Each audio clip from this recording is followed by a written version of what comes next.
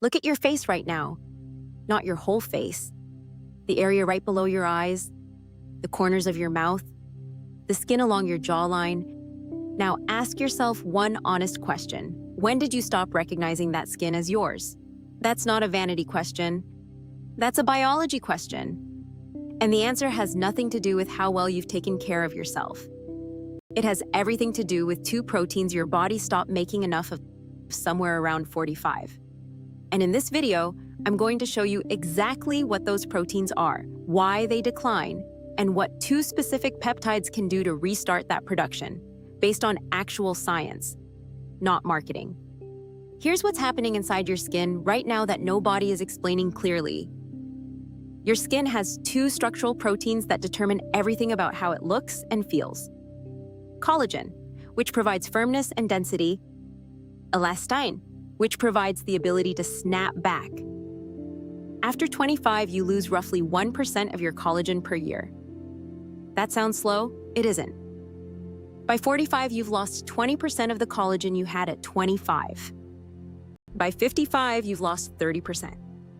And women lose an additional 30% of their skin collagen in the first 5 years of perimenopause, on top of the age-related decline that was already happening. That's not 1% per year anymore. That's a cliff. And here's what makes it worse. While collagen production slows, the enzymes that break down your existing collagen, called matrix metalloproteinases, or MMPs, become more active. You're producing less and destroying more. That's the double mechanism behind what you see when you look at your skin after 45. Now here's the part that most peptide content gets wrong. Most people in the peptide space talk about collagen peptides, the powders you mix into your coffee or smoothie. Those are not the same as collagen-stimulating peptides. Collagen peptides are building blocks. You're giving your body raw material. GHK-Cu and Matrixyl are signaling molecules. You're telling your body to build. That's a fundamentally different mechanism. And the clinical results reflect that difference. Let's start with GHK-Cu.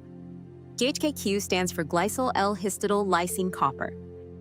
It's a tripeptide that was first identified in human plasma in the early 70s by a researcher named Lauren Pickart, who noticed it had an unusual ability to stimulate liver regeneration.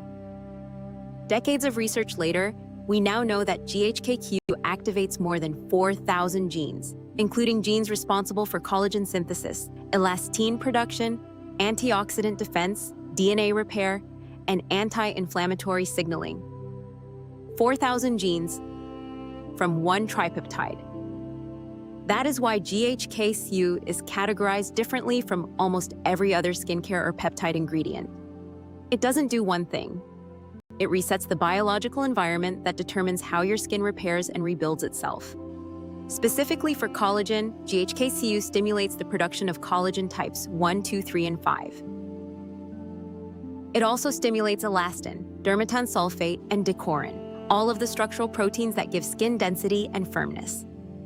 And critically, it modulates the MMP enzymes that break down collagen, not by blocking them entirely, which would cause its own problems, but by upregulating the inhibitors that protect healthy collagen while allowing damaged collagen to be cleared.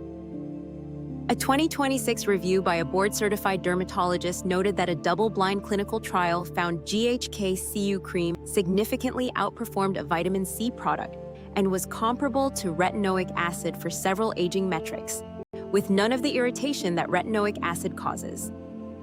That last part matters enormously for anyone over 45 whose skin has become more reactive and sensitive. Now, Matrixyl.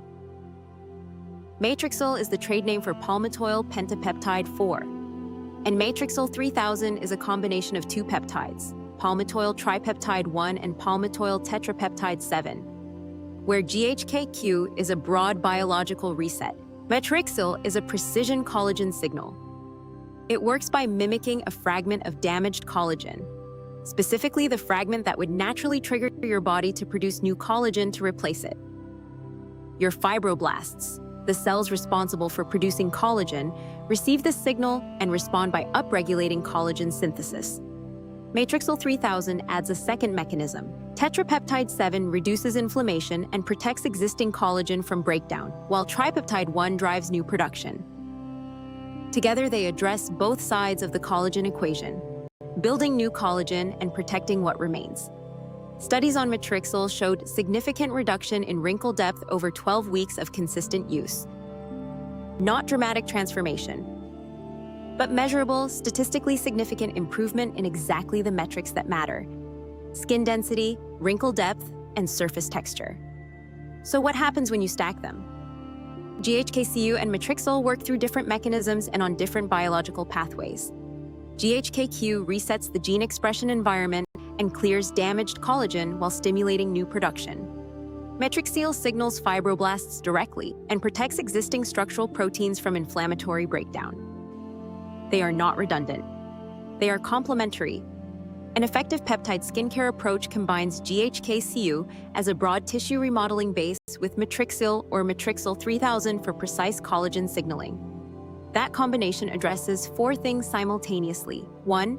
Gene-level activation of collagen synthesis via GHK-Cu. 2. Direct fibroblast signaling via Matrixyl.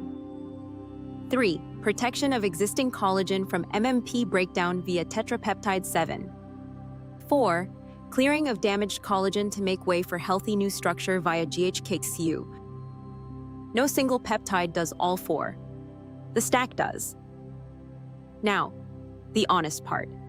Because I said at the start of this video, no hype, just science. GHK-Cu and Matrixyl are among the most scientifically validated topical and systemic peptides for collagen and skin aging. But the results depend on 3 things that most content doesn't mention. First, concentration. GHK-Cu shows optimal effects at surprisingly low concentrations. More is not better. At higher concentrations, it also upregulates collagen-degrading enzymes. The sweet spot for topical GHK-Cu is 0.05% to 2%. Most effective formulas sit between 0.1% and 1%. Second, formulation. GHK-Cu is light-sensitive and oxygen-sensitive. A product with GHK-Cu in a clear jar with no airless pump will degrade before it reaches your skin. Look for opaque packaging, airless pump dispensers, and a blue or blue-green tint in the formula. That color is the copper peptide complex itself. If it's colorless, the GHK-Cu has likely degraded. Third, consistency. Neither of these peptides produces overnight results. The clinical studies that showed measurable improvement used consistent application over 8 to 16 weeks. 1 month of use tells you almost nothing. 3 months tells you everything. And one more thing, systemic versus topical. Everything I've described so far applies to topical use, serums, creams, and skincare formulations. GHK-Cu also exists as a peptide for systemic use, injected or administered subcutaneously. The systemic evidence is compelling but earlier stage than the topical evidence. Systemic GHK-Cu has been studied for wound healing, tissue repair after injury, lung tissue regeneration, and broader anti-inflammatory effects. If you're considering systemic peptide use, i.e., that's a separate conversation that requires working with a physician who understands peptide protocols. For most people watching this video, topical GHK-Cu combined with Matrixyl is the evidence-based starting point that carries the lowest risk and the most clinical backing. Before I go, the practical summary: what to look for in a GHK-Cu product. Copper tripeptide 1, or GHK-Cu, in the first third of the ingredient list, blue or blue-green tint. That's the active complex. Opaque, airless packaging, essential for stability. pH between 5 and 7.5 for optimal stability. Concentration between 0.1 and 1%. What to look for in a Matrixyl product. Palmitoyl tripeptide 1 and palmitoyl tetrapeptide 7 for Matrixyl 3000, or palmitoyl pentapeptide 4 for original Matrixyl. Combined with a barrier-supporting base formula, how to stack them. Apply GHK-Cu serum first. It needs direct skin contact. Follow with Matrixyl. It works in the mid-layer of the formula stack. Add your moisturizer last. Morning or evening, consistency matters more than timing. Minimum 12 weeks before assessing results. Now, If you're a woman over 45 and this is resonating with you, I want to point you to something specific. The collagen decline I described today, the cliff after perimenopause begins, is driven primarily by estrogen loss. Estrogen directly stimulates collagen production. When estrogen drops, collagen drops faster.